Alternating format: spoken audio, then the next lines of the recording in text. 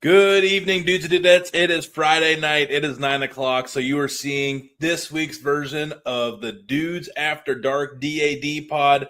And we got a real good one here. We got Damon and Johnsy coming in here. Johnsy, first time from his new studio. Excited for that. Big day for him. But we also have a big guest tonight, Frank Addington Jr., also known as the Aspirin Buster. I've known this guy for over 12 years. This has been way overdue. I'm so excited to introduce you to what a good dude this guy is and what an amazing story he's got. But first, let's get into it right after this. Let's go.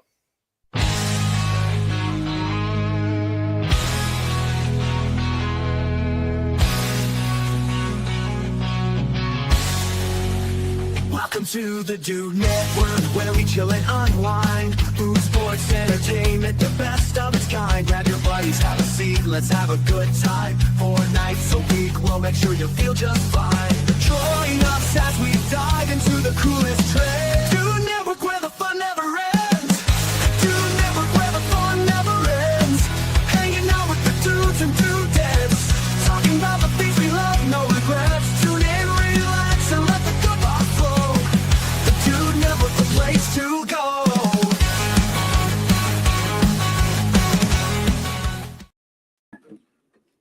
Good evening, gentlemen. Yes. We made it another Friday. Not really. Absolutely. You know. It's been a hot one, though. Ooh, yeah. Well, not now. It was a beautiful, fingers crossed. Here we go. Degrees today. Oh, my gosh.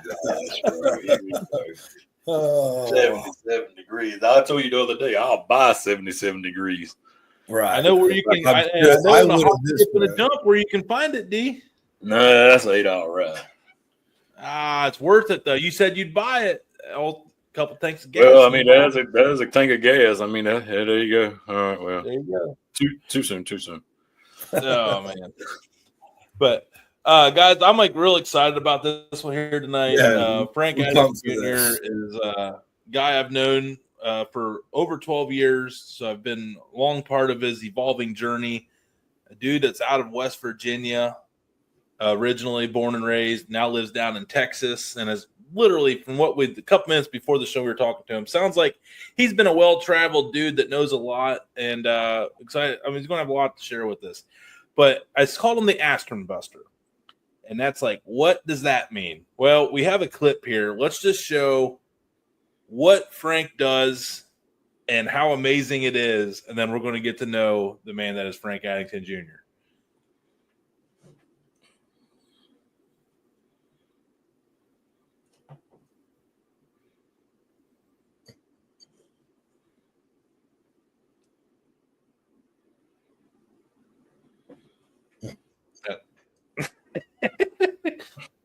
That's 3. That was 3, and I believe those were baby aspirin, not just regular aspirin, baby aspirin. So insane. Yes, I was sitting there watching it, and I don't watch that thing 3 or 4 times and still can't get over it. I mean, I was up there on the stage with him once when he did it, and like, there was like chips missing out of the aspirin. Like I don't really. It's insane to think about 3 at a time from behind his back. Yeah, that's bow. That's the thing. Is like, I mean, I could shoot a bow pretty decently, but it's one arrow the way you're supposed to. You know, I got all these bells and whistles to help me do it better. I can't even do that. That's debatable for me. But a man that can shoot a bow at a target from probably 800 yards away, from behind his back, with his recurve, Frank Addington Jr. What's up, buddy? How y'all? Good, sir. How are you? Doing Always good. better on your company, sir. Yes, sir. Good to see you again. I know, man. It's been too long, but man, you are just.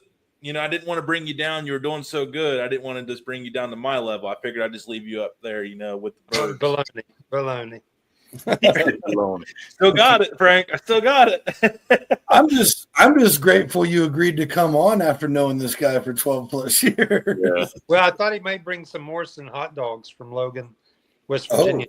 Those are the hot dogs. Yeah. Frank known me let him long enough. down. You let him down.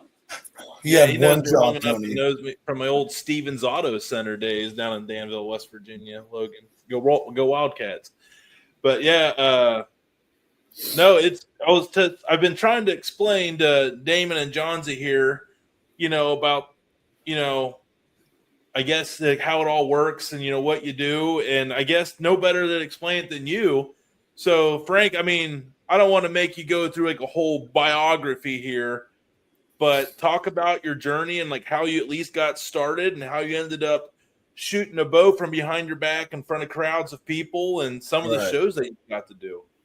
Well, Tony, I'm a firm believer. I met a blind artist one time. This guy was amazing. And I mean, literally was legally blind, but he had this beautiful art. And he had an American Eagle, and I bought the Eagle, took it home to my office, and I was staring at it, and I noticed when he signed it at the bottom, it said HTTMH, and then his name. So I couldn't figure that out. So I wrote it down, and I took it back to the show the next day. And I asked him, I said, "Hey, I got a question." He said, "Yes, sir." And I said, "What do these initials mean?" HTTMHA. And he said, "Well, Frank, I'm blind." And he said, "The art is beautiful. It's his talent through my hands. His talent, the man upstairs. Absolutely. His talent in my hands." So when I was born, I had a very sunken chest. It was caved in, pectus excavatum. And in those days, late 60s, when I was born, they didn't have the technology or the ability to. Nowadays, they have a bar that they put in the chest and pop it out. Right. That didn't exist back then. And if it did exist, the doctor that did my surgery wasn't aware of it. But they told my parents he's got to have the surgery. If he doesn't, he'll live to about 12 and then it'll be done. His lungs and heart will literally outgrow his body, and the ribs will puncture. It wasn't a pretty story. So they went in, cut me open, 4 years old, 1971, did what they do, sewed me up, and they told my parents he'll always have underdeveloped lungs. His lungs will never fully develop. And his heart's tilted a little different than everybody else's. But, other than that, we did what we could do. But don't ever let him wrestle. Don't let him play football. Don't. Whole list of things I wasn't allowed to do. When you're a little boy in West Virginia, football, basketball, wrestling, all that, it's all part of who we are, right? And so I couldn't. I was sidelined before the game even started. I couldn't do anything. Right. But the man upstairs had a plan, and he said, "Well, I'm going to give him these eyes, and I'm going to see if he can use them." So the eyesight, Dr. Richard Rashid in Charleston, West Virginia, just about dropped his clipboard. My eyesight is 20/8 in each eye, left and right. 20/8. What that means, I see at 20 feet what a person with 20/20 vision sees at 8 feet. 8 feet, yeah. So I think the American Eagle is 20/5 or something, but 20/8 is as good as the human eye's ever been registered. I mean, they tell me that's 1 in a million eyesight. Fighter pilots, 2010, 2012, 20/8 is just unheard of. And when I picked out my wife's engagement ring, Amy at Delphine's Jewelers in Charleston, West Virginia will tell you, I could see pockets of carbon with my naked eye in those rocks, in those diamonds. Wow. She was using 10X. And I'd say, "No, I don't like that diamond. It's dirty." She said, "What do you mean it looks dirty?" I said, "No, I see at 3 o'clock, there's a black speck. I don't want that. I want something that looks good." You know what it costs to get a diamond that doesn't have fluff? I mean, it was crazy. It's one time I wish I was blind. I was gonna say, man, sometimes it's like, you know what? You're right. What's back? Yeah. My buddies would get engaged and bring their girl to see me, and I'd look at the ring. I wouldn't say a word. I was like, he should have spent more money. But anyway, I could see the the flaws. Yeah. And which brings me to number 2. You got to marry a pretty girl when you got eyes like that. You cannot marry an ugly woman with 20/8 vision. It just, luckily, her vision isn't 20/8, so we're good. but anyway, so that's what got started. Was God gave me me the talent, the eyes. 1971, after surgery, after I recovered, my dad took me in the backyard, handed me a fiberglass stick and some cedar arrows. And he said, now what you're going to do, you're going to stand like this. You're going to draw the bow back and put the pointer finger in the corner of the mouth. You're going to look at your target and you're going to let the arrow fly. And that was, now 54 years later, I'm 58. I'm still doing that. I'm still looking when I hit, drawing it. I don't draw like that. I go behind the back. But, 1971 is when it all started. Growing up, there was a guy named Stacy Grosscup, famous shooter. He was in the Guinness Book of Records. He shot 7 aspirin tablets in a row with a bow. He was a Methodist minister from Morgantown, and he did shows. He was a preacher by trade, but on weekends he would go do performances, and he would perform at sports shows. And anyway, as a kid, I was his thrower.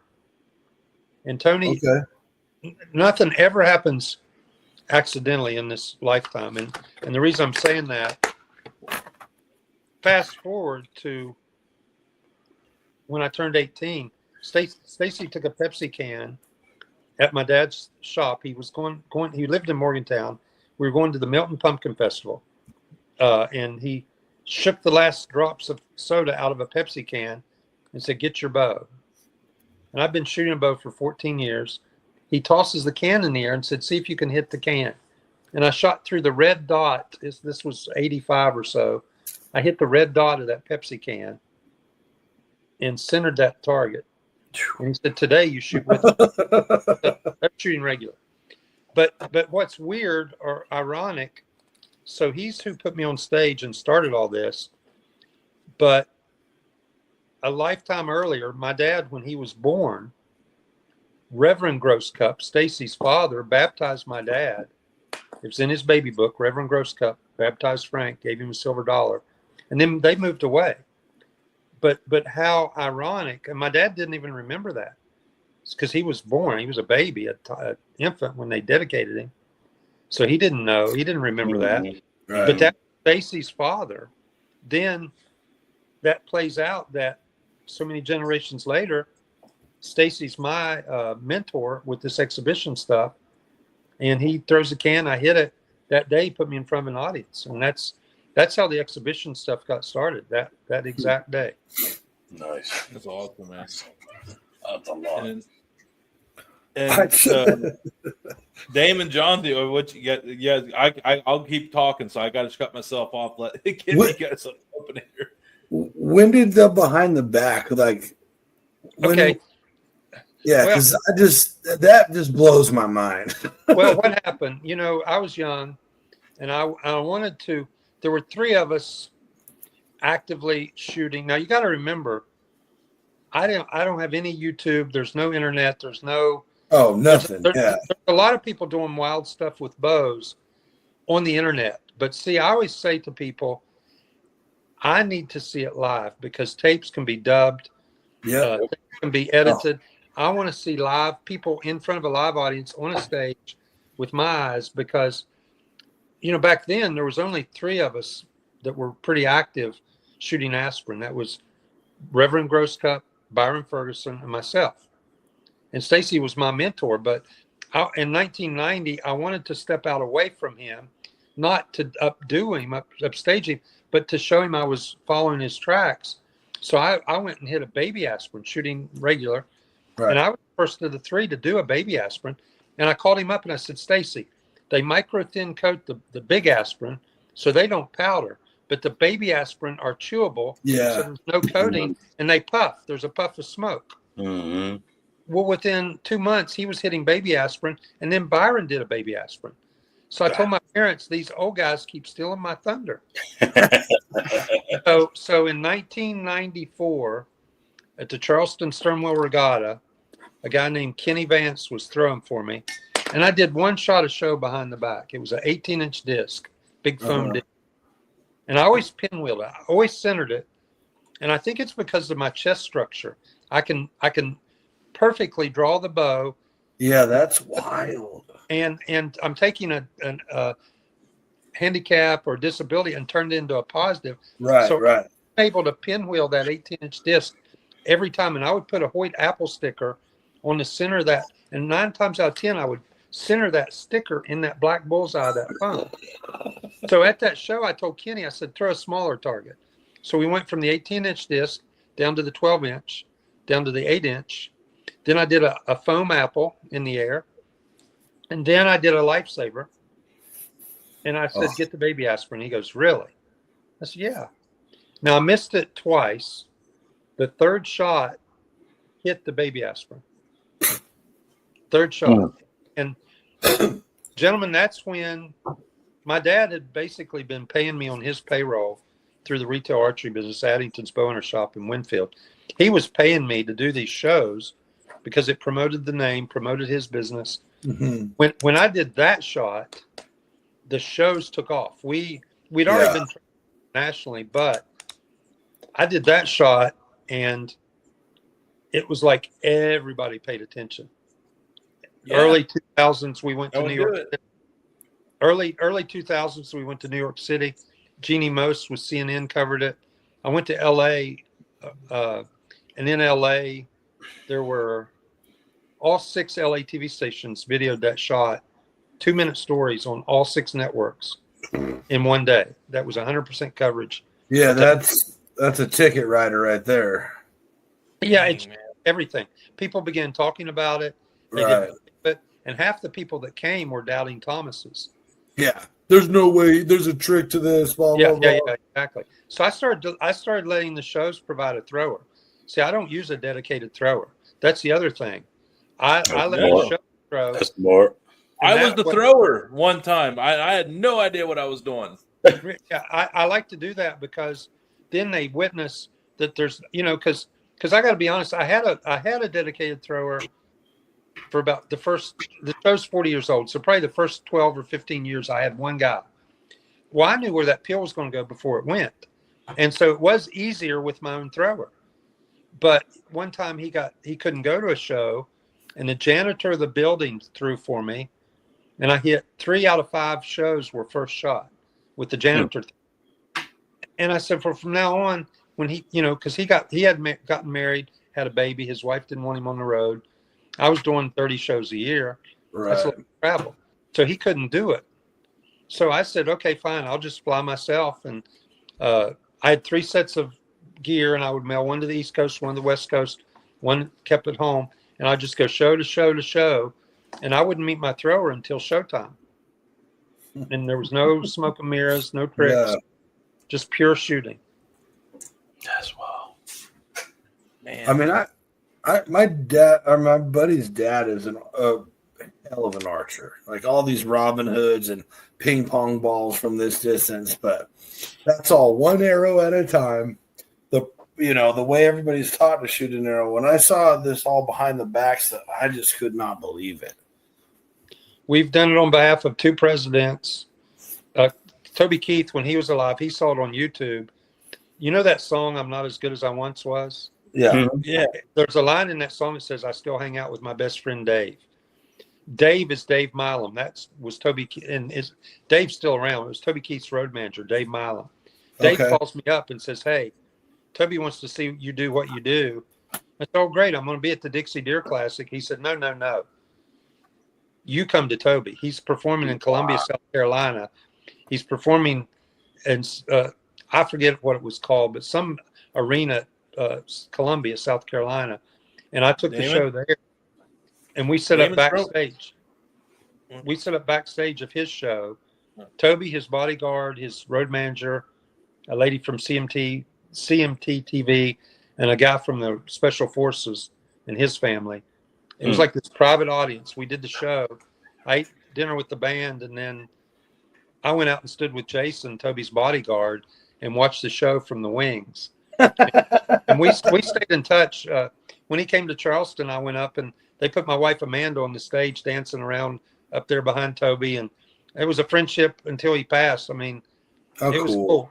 Done a lot. Toby had a bow. I gave him a custom bow, and he had that hanging on his den wall for years. Oh man! Giving George Strait probably two or three bows over the years. I love giving famous people bows because when they do archery, it puts a spotlight on archery and gets more people interested. Yes, right. You've always been with Hoyt, right? You know, I went on Hoyt's original. I knew Earl and Ann Hoyt, and then they sold out to Easton Aluminum, Jim Easton. And when they sold out, Joe Johnson was the first president. Joe put me on their first pro staff in the 80s and literally traveled with me in shows in Virginia, North Carolina, probably about 87, 88. So that's in my first 2 or 3 years of shows. The president of Hoyt flew out here and traveled with me, and he said, anything you need, you call us, you got it. And they've made that relationship. Like Earl Campbell, the football player. I did shows for Earl. He did a big gala in Austin. I did shows for him, and I said, hey, Earl's interested in archery. And they said, okay, we're going to build you 3 bows and send you, give Earl and his 2 sons bows. George Strait, we're going to send you bows. Whatever if I tell them I need it, it arrives. I mean, I left Hoyt briefly in 2003. Matthews Archery had, so Earl Hoyt had a recurve company. He sold it to Easton. That was Hoyt. Well, after he had an agreement with them, what's it called? Where he wouldn't build bows for a while. When that expired, he went back in the bow business, and his company was called Sky, SKY, Sky Archery. Okay. When Earl died, Matthews Archery acquired Sky and brought it to Wisconsin to the Matthews factory. My dad at Addington's Bow Shop in West Virginia, he was the #1 Matthews retailer in the United States in 2003. So we were out of 1,250 accounts, a little shop in Winfield, West Virginia was #1. So I thought, well, geez, I better start shooting Matthews because that's what my dad is selling. So they had bought Sky. The president of Matthews and all these people talked with me. So I went over to Matthews. But, you know, that ain't a bad run to have been with Hoyt all those years. You know, from 85 until 2003. And then I was with Matthews from 03 to 09. And then in 2009, I was at a show, and the president of marketing at Hoyt, you know, you go in a men's room, and when there's an unspoken rule when you're at a urinal, you look straight ahead. You don't look left. You don't look right. Mm-hmm. Right. Well, I'm at one urinal, and down the row, about 4 urinals, is the marketing guy, Mike Looper. I call him Super Looper. And Mike goes, man, we miss you at Hoyt, Frank. I said, well, you know, Mike, it's like home, and I miss it too. And he said, come back. And I said, okay. So literally made the deal at a urinal in the bathroom. That's dude approved right there. And I went back to Hoyt. Got a shake on it first. And I went back to Hoyt. So out of 40 years, 34 years of 40, I've been with Hoyt. Nice. Wow. Long time. Awesome, good for you, man. And that's the relationships that is what it's all about. It's easier that way for sure in business whenever you can find a good partner to work with that you can trust and go along the whole ride for. Yeah, go ahead. They built me a special bow, but I don't know if I'm allowed to talk about it. That was my question. I was going to ask, are you just using one of their bows, or did you kind of work with them to design one that fits really well for you? Well, no. I just take a Olympic style bow, and my dad custom builds a rest for me so I can do multi-air shots. So we take one of their high-end, you know, it's probably about a $1,500 or $2,000 bow, and I torque it a little for what I do. But in 2020, and I don't know, Tony, if I'm allowed to say what I'm about to say, so you can stop me. But Don Trump Jr. asked me to do some speeches, and we were on Sportsman for Trump. So Hoyt built a one-of-a-kind Trump bow in 2000. And I don't want to get into politics because I know people from all politics come to my shows. But it was an honor. It was an honor to have this one-of-a-kind bow. I thought it was pretty cool. That is cool. I mean, yeah. It would be cool almost under anybody. Yeah, I mean, just to have that experience in general, you know, right. Any of them is just a surreal experience, 100%. So you've been all over. Damon, do you have any questions? I want to switch to Yeah, I mean, we're gonna I'll kind of stick right there in the same area. All of the shots that you've done, was there ever one that you just couldn't get nailed down that you wanted to nail? No, because I'm stubborn, dude. I don't quit. I know. My wife will attest to this. Yes, sir. I don't know if it's because I crawled back from death with this chest, or I was on life support in 2017, and they thought I was dying. I got some down here in Texas. We have a ball pollen, and I blew them into a pile, mulched it, and then I dumped the mulch bag into the dumpster, and I got a lungs full of that, basically fungus. Yeah. Up with a 64 oxygen saturation, driving around, and I mean, I was functioning, but basically was a walking dead man. I ended up life support for 4 days. Oh, and they brought my wife an end of life decisions book, and I told her, I said, I wrote her a note, and I said, I will live. I had deep faith. I had a faith in God, and I fought back from that. So the reason I'm telling you that long-winded story, the doctor told Amanda, take him home, get him stronger, bring him back. We're probably going to have to operate on this chest. And when I went back, 2 days after I came home, I was sitting at this same desk I'm at right now, 2 days. And when I went back 2 weeks later to the hospital to see this doctor, he threw his pen across the desk and said, I've never seen anybody bounce back that quick. He doesn't need surgery. The risk of surgery doesn't outweigh the benefit it would give him because he's already back and he doesn't require surgery. So the shots that you're asking about, the hardest one I've ever done is mustard seeds, and I do it. And believe it or not, the smaller the targets, the better my accuracy because the eyes zone in. Okay. I went to a show and it took me 99 shots to hit the peel. The audience left. I mean, the audience was gone. They left. I wouldn't quit. I would not quit shooting. In 40 years, I've never left the stage without hitting my target. Typically, 3 or 4 shots and we're done. This particular show, it was 99 attempts. And 100th era hits the peel. It was an accident, but it hit the peel. And so I was in a funk. Kind of like a Tiger Woods type deal, I guess, mentally. And if you remember, Tiger changed his swing, he changed his club, he changed his coach, he changed his caddy, changed everything. Yeah. Well, it needed tightened up. It wasn't the physical. So I had a friend of mine was Dr. John McCallum. He was my neighbor. He said, I'm going to bring a guy to meet you. And I said, who is this? And he said, it's Dr. Wyatt Woodsmall. He's an expert at neuro-linguistic programming. He's one of the founding fathers. I said, I don't even know what that is. He said, well, he'll explain it. Yeah. Basically, in a nutshell, neuro-linguistic programming is a mental coach. He's a mental coach. And he basically taught me how to be on my A game all the time. And he teaches you an anchor. Basically, he said to me, Frank, you're in a funk, but let's forget about that. Let's take a walk. He set me down on a bench. And he said, do you remember a show where you hit the baby aspirin the first shot? I do. He said, tell me about that show. I described where the show was. I described who all I saw in the audience, who all was there. A lady from a certain newspaper interviewed me. She had a red dress. What I could hear, what I could see. He had a vivid detail of the day.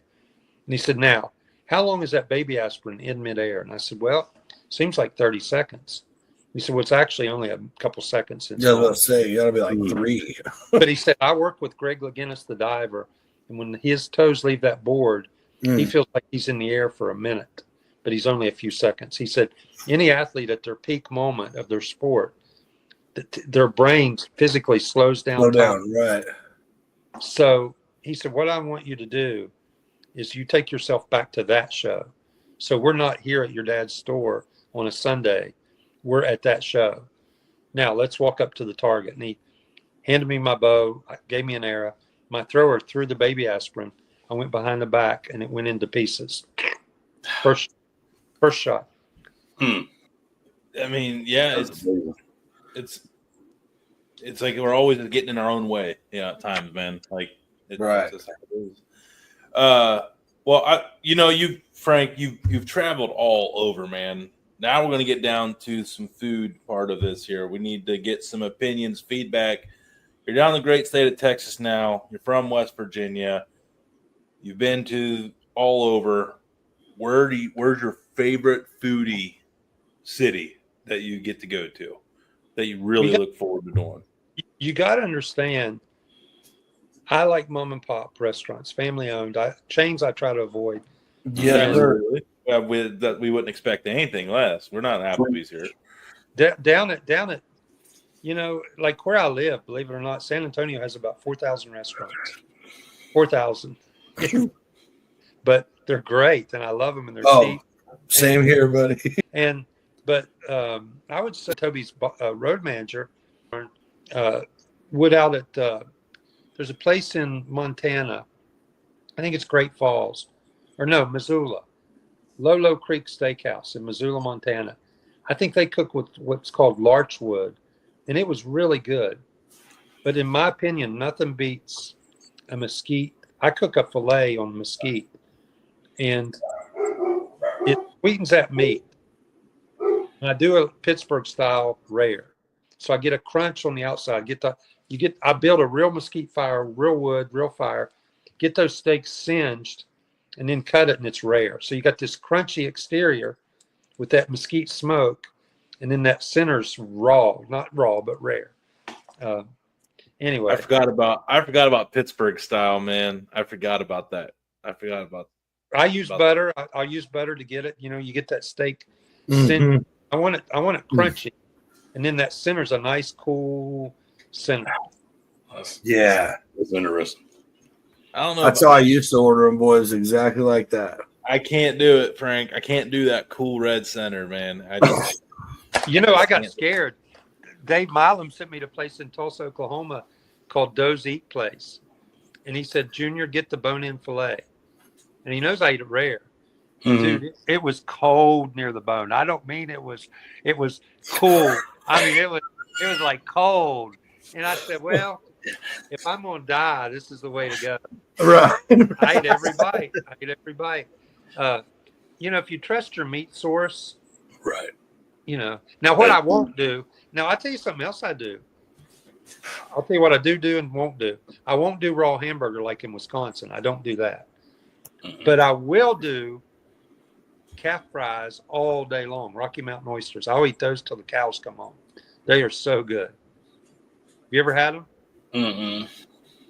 I would try them, but I've never been in an opportunity to have them, actually. They thin slice them, bread them, deep fry them, and then you stick them in horseradish. But you have to eat them fresh. Dave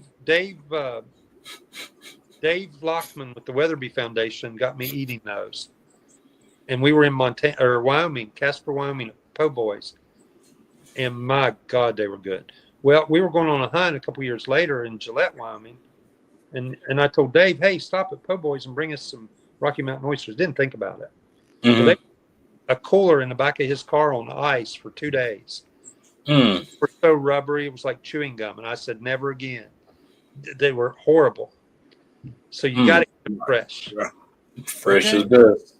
If I'm going to try them, I want the A game. You're right. I want the 100%. That is valuable information. I like Thai food. I like spicy. Down here at Meat Familia, they cook. It's not on the menu, but they have. It's called Cameroon's Diabla, shrimp from the devil. Mm-hmm. It's like they scrape this off the gates of hell. It's so spicy. It'll send. I had a buddy who was in Spain. He said, "You're not going to eat that, are you?" I said, "Absolutely, I'm going to eat it." And oh my God, it was good. I eat it about once a week. Yeah, we would get along just fine eating together, Frank. But it's got to have flavor. It can't just. No, it has to have flavor. Oh, yeah, that's right. You just pump heat at me. I have to be able to taste goodness there too. Yeah, numb is not a flavor profile I aim to go for. So yeah, a little bit of something with it makes sense. Yeah. David Johnsy, what else you guys got here for Frank? I don't know where else we can go. I just appreciate him sharing everything he shared. It's like I don't know. Frank, have you ever missed an animal in the wild? Oh yes, yes. Okay, Heck, I had to I mean, ask. I mean, Well, we weren't gonna bring them out like that, bro. well, I mean, you shoot a baby aspirin. I mean, behind I the mean, back. I thought about it too, but I wasn't gonna call the I man thought out. surely, Well, no. the success rate in the woods was good. Here's the deal. Any man that like if I quit getting buck fever and getting excited, I'd quit hunting. Exactly. So I watched my dad. My dad's like Superman. My mom, Tony, killed 20 black bears with a bow. She killed her 20th bear at age 72. Wow. I remember that. It was a nice sized bear too. 500 pounds. Yeah, Nugent was on the hunt with her and my dad. And so my dad snaps a picture with Ted and my mom and this big bear with her bow. And he calls her the bear whacking woman. So I remember that. Bear whacking woman. Love it. Bear whacking woman. I've never seen my dad. I've never seen my dad miss an animal with hair or feather. I've seen him shoot blackbirds off the porch of our shop, 90 yards, and hit the bird. So I bring him to King Ranch down here in South Texas. Now this is the largest ranch in America. It's got 825,000 acres. You've heard of the King Ranch boards. I mean, that's where yeah. So I do shows for the owners, and they've invited me to hunt a time or two. And so I invite my dad and bring him. Well, this is low fence. It's not a high fence deal. It's not a canned hunt. Okay. It's basically the size of Rhode Island, this ranch. It's huge. And he saw 200 record book deer in 2 days. And we were driving around, and in Texas, in this brush, you do it two ways. You put corn feeders out, and you set in a blind and wait for them to come to the corn, or you drive around and spot and stalk them. Yeah. It's not like West Virginia, Ohio, where you climb a tree and wait. Down in South Texas, there's no trees big enough to do that. And it's so thick, you'd have to cut senderos, lanes through the brush. It's just a lot different hunting. And my dad was mad. He had his arms crossed. And I said, "What's wrong, Dad?" And he said, "This is road hunting." I said, "We're traveling hundreds of miles a day because this ranch is so big. We're looking for a buck, and then you can spot and stalk him." I said, "We're still hunting." He goes, "What do you mean still hunting?" I said, "Well, the guy turned the radio off. We're still hunting." So he didn't like it. He didn't find humor in that. But so we get this country boy. My dad's this West Virginia born and bred. Get him out of the truck. This buck was huge. And my dad draws that bow. I said, "Man, that buck's going to look beautiful in his store." That arrow went right over the back of that buck. He had buck fever bigger than life. And if my dad can miss, anybody on this earth can miss. Right. I have missed. Luckily, I've never. If I shoot at a deer with a bow, I either kill it or I miss it. I mean, that's luckily. Right. You know what Right. I mean? Yeah. So, but yeah, I miss.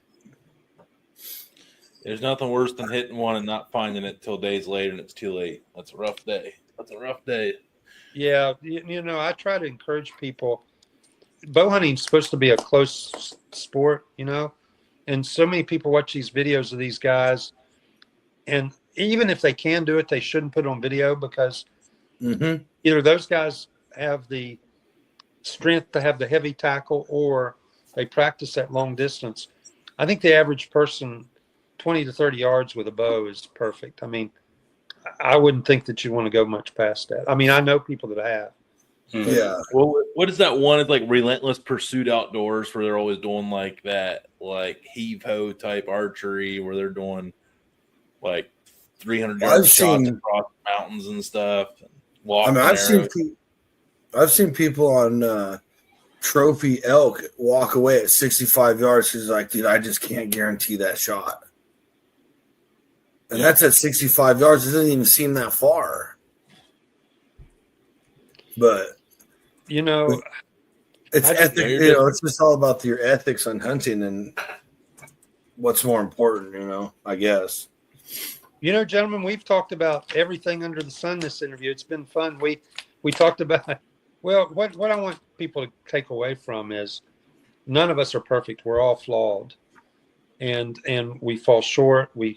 If it wasn't for His grace, none of us we don't go to heaven without his grace, because, Billy Graham didn't have the ability to go into heaven without the grace. And, but having the disability, hopefully maybe there's someone out there that has autism, or a child with autism, or mental or physical handicap or disability.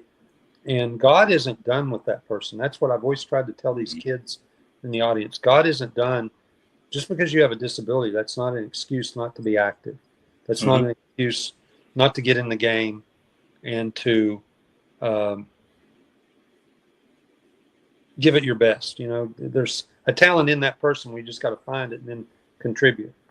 And Mac Brown is a dear friend of mine. I've done several shows for Mac, and the football coach. And, he's one of the best people around young people I've ever seen. And he develops them on the field as football players, but he also develops them off the field and makes them better men. And by the way, Huggins used to give me a grief when Mac was at Tony, when you had me do that show, Coach Huggins was there, and I had Mac Brown had given me a hat, and he was on the dash of my Suburban. And Huggins, I'll never forget this as long as I live. Huggins goes, "Leave that Texas shit in your car." Yeah, that sounds like Bobby. I loved that guy. I loved him. I loved Coach Huggins. He was a super. He was very nice to me. Good guy. He's very awesome. Yeah, I remember I was in his house once, and I was like, man, I should not be in this guy's house right now. And he's in there making steakums for the family before a big game. He's in there in the kitchen making everybody steakums, and he looks at me and he goes, "Who do you know?" Like, why are you in my house? And I was like, I'm with your nephew. I'm just here. Like, hi. Just here for a steak sandwich. And I was like trying to be like, your name? Like, I just trying to, like, I didn't want to be that guy. So yeah, I just tried to like, yeah, who are you? Like, yeah. We all Tony. Man. Well, Frank, man, we're gonna wrap this up here, but again, just an absolute great just to catch up with you. And and I knew the gist of your story, and I appreciate you sharing what you shared, man. That was just a great conversation. And I mean, it just goes to show, like, just whatever you want to work hard, you can do it. You can do it. And obstacles are just those. There's things that you can just easily overcome. And I appreciate you just sharing that story. And I pray that somebody hears it on this show and they get something out of it. And if we affect one person, then hey, look at us, right? Tony, I was going to tell you, my life, I've been lucky because God's put me in the path of good mentors. My dad and my mom, Stacy Grosscup, Dick Mock, Earl Hoyt, Fred Bear, Mac Brown, George Strait. I mean, right. All these different people, and they've all played a role. And, when I was little, I thought everybody should dress like George Strait. You should start your shirts and start your jeans. And I grew up dressed that way. It's so funny. But he these guys that get on airplanes looking like they rolled out of bed. I'm old school, dude. I fly. I have a sport coat on I have jeans and boots, but I put a sport coat. And these guys get on in their pajamas. I'm like, come on, guys. And that's the thing, we as men, we need to hold ourselves to a higher degree of, write handwritten notes. Thank your buddies. Thank your people. Write them a little note and carry yourself, because people are watching and you want to make it. Be gentle. Have manners. That's right. Open doors. Pull out chairs, man. Do it. Put yourself out on the curb. Keep your lady on the inside, That's a huge one to me. I'm not going to lie. My wife had to teach me that one. I thought I knew all of it because my mom was real big on it, and my mom didn't even teach me that one. So I felt bad for my mom because I felt like I literally point that out going down the road. I'm like, you see that? Bad move. Traveler, what bothered me a lot with these young men who we'd get on, like, the airports that have these people movers, you get on one to go to another gate, and a little old lady would step on, and these guys would be looking at their iPhone, and they didn't even look up. And this lady doesn't have a place to sit. I cannot sit if there's a lady standing. I just can't. Mm-hmm. You pop up and you sit no. right there. Mm-hmm. And they don't. They're in their pajamas and they're looking at their phone. I'm thinking to myself, come on, guys, shape up. Heaven help us now. There it is. There's the running thing. We had to sneak one line in there. We had to get one in. But everybody, if Frank Addington, FrankAddingtonJr.com. Frank, where else can anyone else find you? See where you're playing at upcoming shows. Red carpet. Yeah, just Google it. Typically, Tony, when COVID hit, I find a new gig. I'm selling ranches in Texas, only because for a year and a half I had 0 shows. That's crazy. So I'm either selling ranches or shooting bows, and there is not. I've had 2 of the best non-jobs in the world. I got to admit it. That's awesome. Can't beat it. If you ever need some creative marketing at a ranch to show the versatility of a property, we're available to come, put something together. I got one that's 87,000 acres. Yeah. You guys would have a blast on that. Jeez, man. Oh, can you hold that for us? Yeah. Where was that at again? I mean, put that on layaway right now. Let me get a letter of pre-approval for you to show you I'm a serious buyer. 8 million ain't much if you say it real fast. Right. I mean, that's all we need, Tony. Well, I mean, with the world of terms, and and if I take the American government approach, I'll just defer it down the road. I mean, anything's possible now. Got it figured out. Look at him. Holy cow. Yeah. I'm going to step away from that one. As the old saying goes, scared money don't make money. Tony, you know how we end our shows? I'll end this interview with how we end our shows. Okay. Perfect. And this is what we tell the kids. God said to build a better world, and I said, how? The world's such a cold, dark place, and it's so complicated now. I'm so young and useless, there's nothing I can do. God, in all his wisdom, said, build a better you. So that's how we'll end this interview. How's that? Perfect. Frank Addington Jr. Love it. Thank you, sir. That Thanks. was awesome. Thank you, everybody.